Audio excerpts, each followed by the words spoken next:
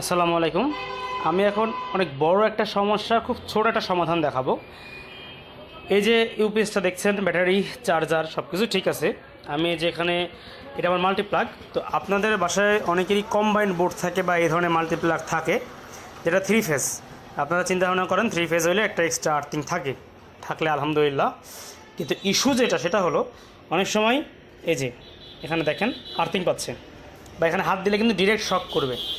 এটার সমাধানটা কি অনেকেই বলেন, তো এটা তো ফিক্সড 3 পিন যেভাবে দেওয়া আছে ওইভাবে থাকবে।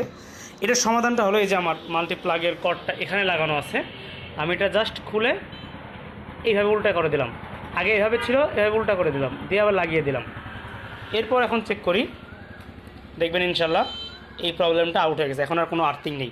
এটার কারণটা হলো যে প্রতিটা ডিভাইসের একটা নিউট্রাল ফেজের একটা লাইন থাকে, যে ফেজগুলোতে সব ফাংশনালগুলো কাজ করে এবং নিউট্রালটা আলাদাভাবে টানা থাকে বা তাদের যে সিস্টেমটা আর কি।